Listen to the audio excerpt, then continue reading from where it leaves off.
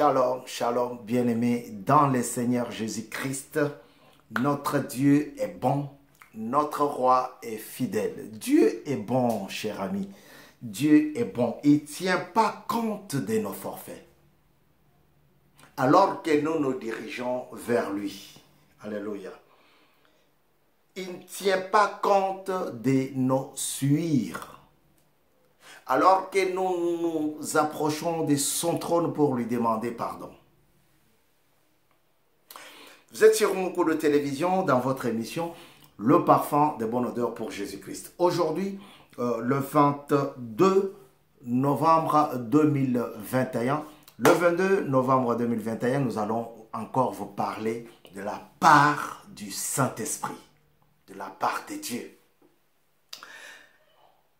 Le Saint-Esprit nous conduit aujourd'hui sur le thème, nous conduit toujours sur le thème « Je ne sais pas ». Mais il va nous révéler encore d'autres choses. Que feras-tu de ton nom grand? Ça, c'est une question, question mark, qui a été posée à Christ. À Dieu.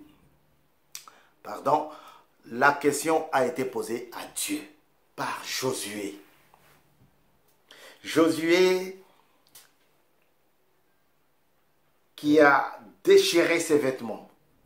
Josué qui a gêné. Josué qui a prié.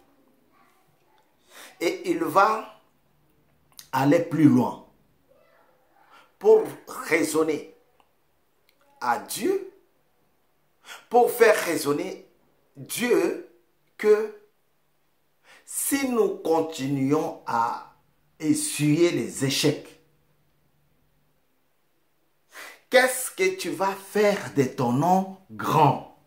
Alléluia. Mais nous allons lire d'abord la parole de Dieu. 45e exhortation, 45e enseignement, 45e partage, 45e leçon.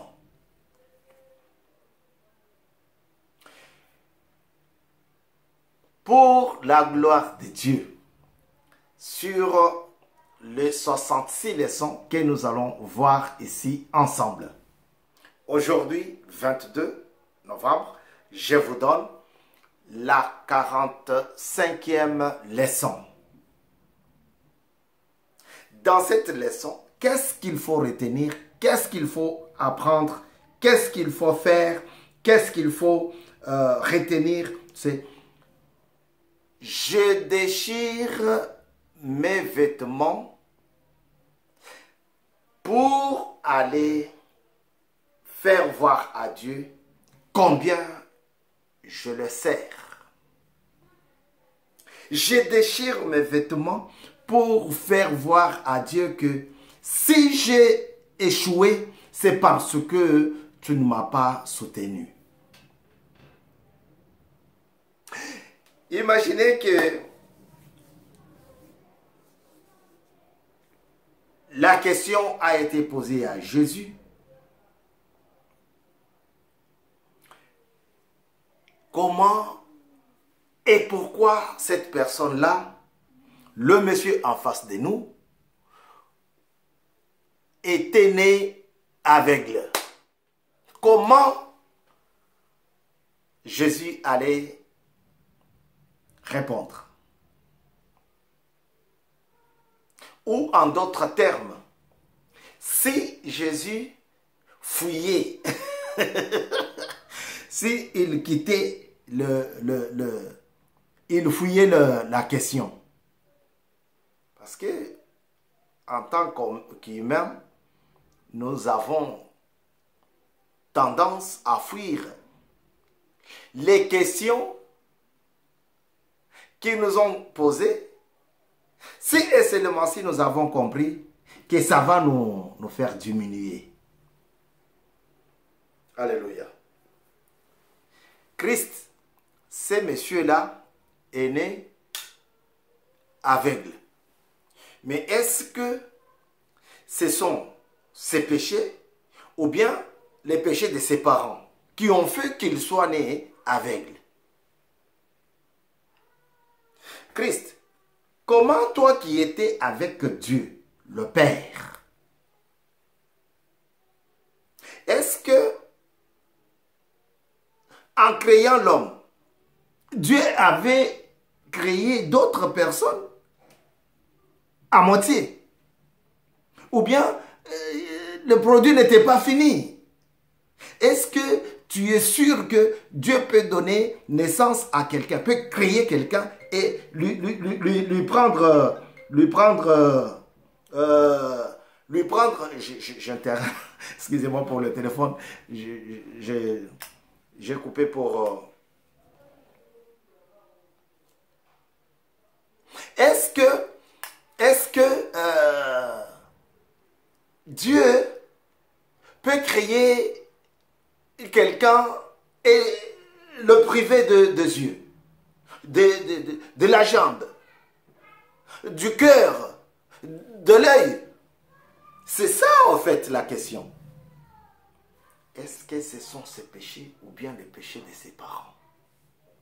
Et si Christ fuit, il ne donne pas la solution, il ne donne pas la réponse à cette question-là. On va dire, mais que fera-t-on encore de ton nom grand? Que feras-tu encore de ton nom grand? Que feras-tu?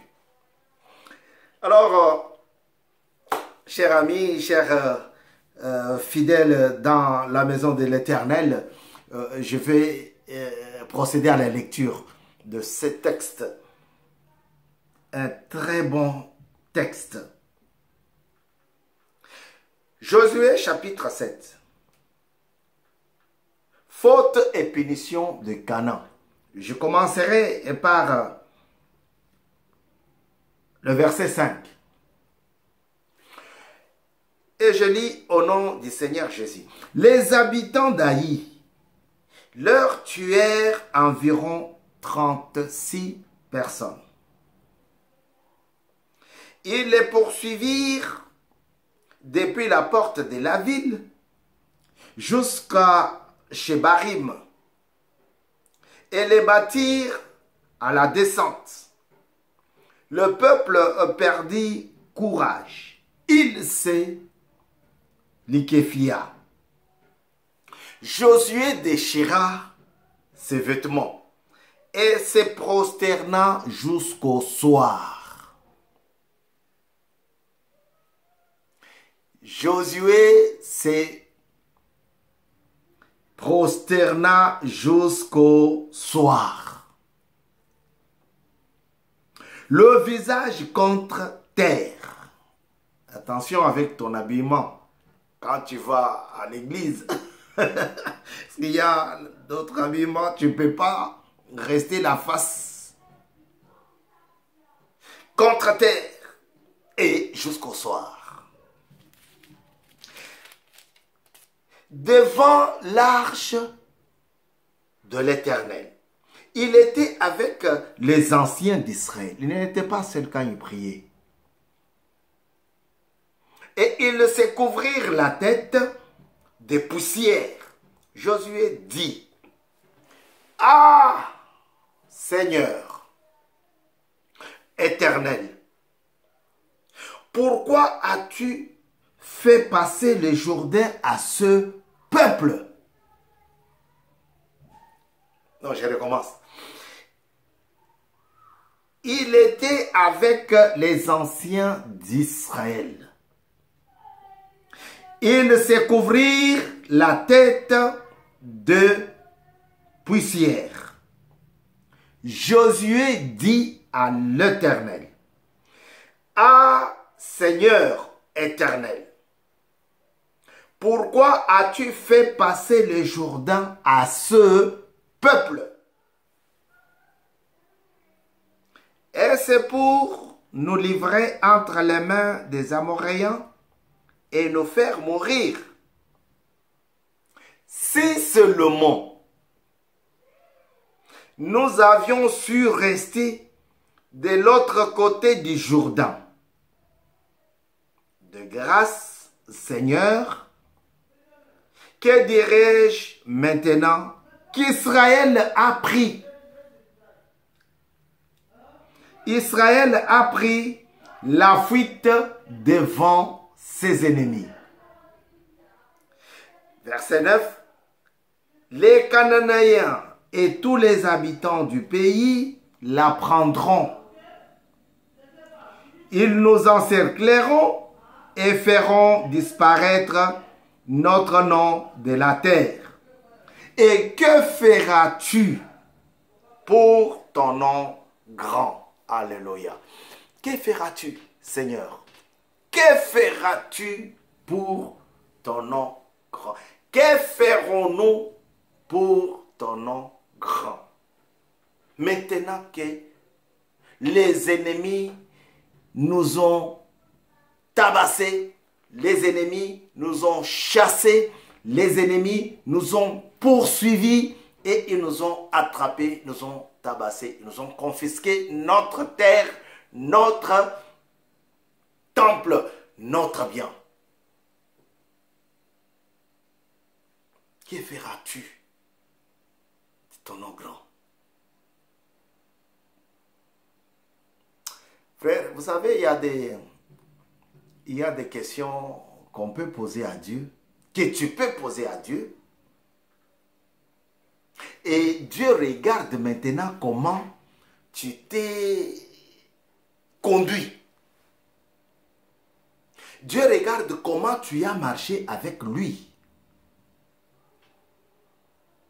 Il dit non, je ne peux pas le laisser comme ça. Il faut que j'agisse. Il faut que je donne la solution. Il faut que le monde comprenne que non, il a été toujours avec moi. C'est Dieu qui parle, ce n'est pas moi. Je ne fais qu'emprunter les propos, les paroles de Dieu. Il a été toujours avec moi. Si je le laisse comme ça, non, non, non. Il y a des prières, frère.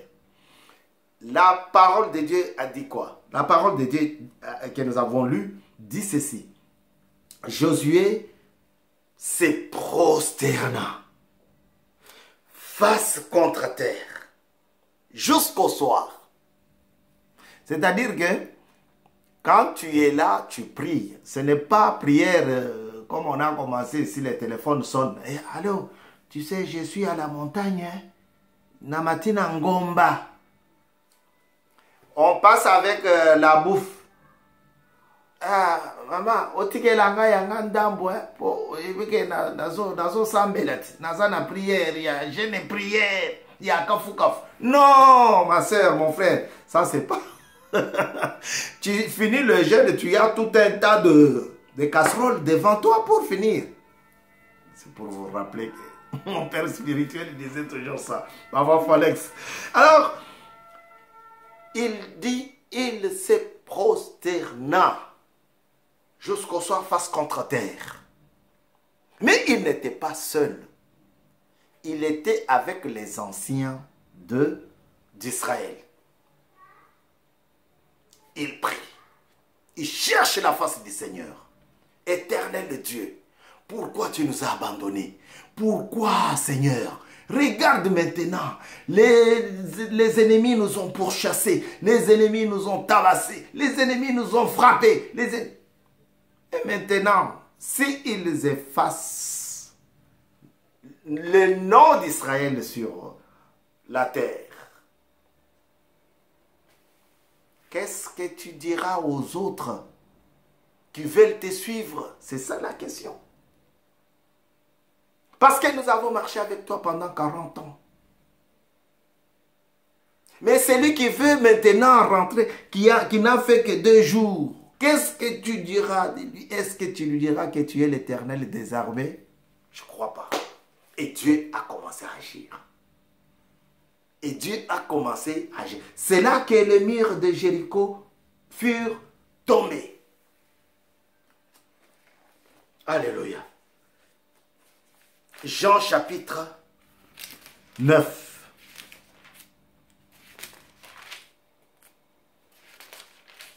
Je commence par le verset 6.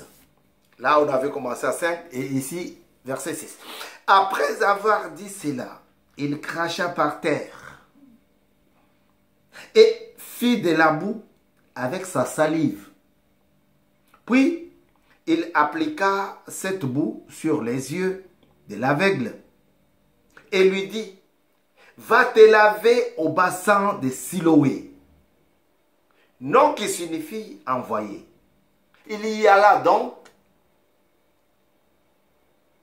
se lava et revint voyant clair. Après avoir dit cela, après avoir dit quoi? Quand on lui pose la question de savoir pourquoi cet homme était né aveugle, Jésus les a dit que c'était pour la gloire de l'Éternel. Que c'était pour que la gloire de l'Éternel soit révélée. Frère, si Dieu est pour toi, même si derrière toi il se tisse un complot, même s'il y a 40 000 ennemis, avec des lances, avec des fusils, si Dieu est pour toi, tu le vaincras.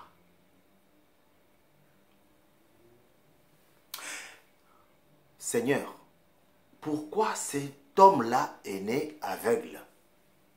Toi qui viens d'en haut, toi qui as été toujours avec le Père créateur, toi qui parles avec lui comme moi et toi on se parle. Explique-moi parce que tu étais le témoin vivant. Apocalypse en dit quelque chose. Témoin fidèle. Est-ce que c'est à cause de son péché ou les péchés de sa famille? Non, c'est pour que la toute-puissance de Dieu soit révélée. Et il commence maintenant à montrer la toute-puissance de Dieu. C'est ainsi que Christ cracha par terre et il fait la boue, il travaille la boue, il façonne la terre, il recommence à créer le monsieur en face. Voyez? Il lui demande d'aller se laver. Après avoir mis la boue sur son visage, ses yeux. Et celui-ci est parti.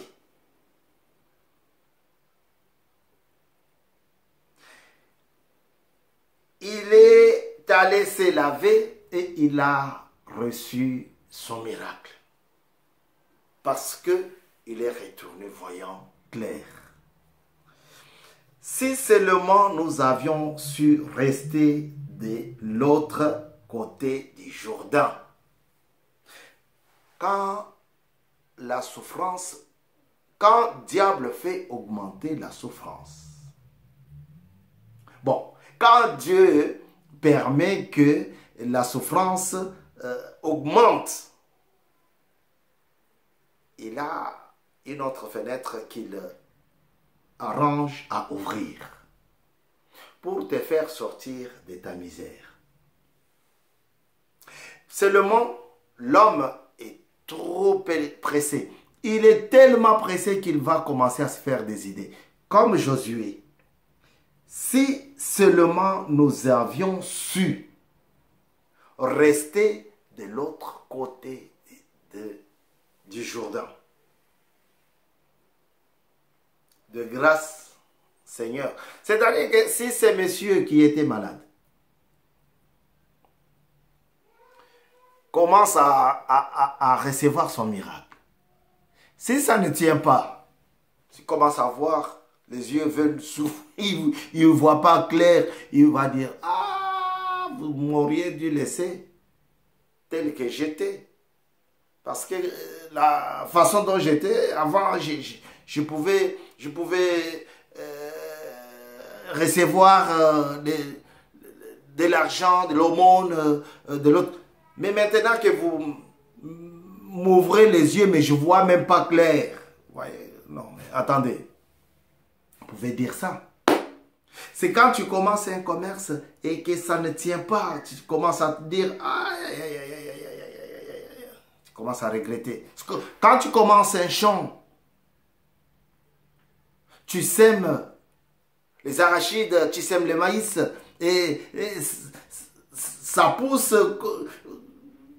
pas comme tu attendais, mais tu commences à dire, ah, si j'avais su faire autre chose à la place. Non, frère. Avec Dieu, tout est possible. Faut juste se mettre dans sa pirogue. Faut juste chercher à avoir une place dans sa barque. C'est une façon de dire, faut justement accepter Christ comme Seigneur et Sauveur et rester branché. Et rester scotché, connecté. Parce que la vie que nous traversons est une vie très très difficile. Tu dois tout abandonner. Toutes les mauvaises choses abandonner. Akan a été puni. Pourquoi? Parce que il a pris les interdits. Selon ce qu'il était dit, quand nous allons partir, il ne faut pas faire ceci, il ne faut pas toucher là-bas. Si vous voyez le butin, si vous voyez de l'or, si vous voyez de l'argent, si vous voyez, ne touchez pas. Mais Akan a dit, ah non, mais attendez, c'est le moment. Mon frère est au pouvoir, mais attends, lui il me dit quoi lui? Non. Ma mère est au pouvoir, mais c'est ainsi qu'il a pris des choses et il a enfoui. Mais Dieu n'était pas loin de répondre. Méchamment, une bonne punition a fait voir que Dieu était présent. Et après, l'homme de Dieu va chercher la face du Seigneur. L'homme de Dieu va aller encore plus loin. Jusqu'à poser la question à Dieu. Éternel, imaginez que nous sommes exterminés de la face de la terre. Sur la face de la terre. Et admettons que nous sommes tous tués. On nous a battus. Et il n'y a plus personne. Mais Éternel, dis-moi, je suis ton messager. Que feras-tu de ton nom grand? L'Éternel dit à Josué, pourquoi restes-tu ainsi prosterné? 45e leçon pour la gloire du Seigneur. Que feras-tu de ton nom grand? Pourquoi restes-tu prosterné? Israël a péché. Ils ont violé mon alliance, celle que je leur ai prescrite. Ils ont pris des biens voués à la destruction. Ils ont volé et ont menti. Et ils ont caché parmi leurs affaires. Vous voyez ce qui a fait que Akan soit lapidé. Israël a menti. Israël a violé mon alliance. Frère, ah, j'ai menti, mais il ne m'a pas su. Ah, oui, oui, oui. Il n'a pas su que je le mentais. Pour le mensonge, il y en a qui ont laisser leur peau. Ils ont menti. Ils ont pris des biens voués à la destruction. Ils en ont même caché, enfoui. Et c'est pour cela que je les ai ridiculisés. Mokolo TV, on avance tout doucement. 45e leçon pour la gloire du Seigneur. Israël a menti. L'Israël a violé la loi, l'alliance de Dieu. Israël a volé des choses vouées à la destruction. Israël. Israël, c'est toi. Israël, c'est l'Église. Israël, c'est le peuple de Dieu.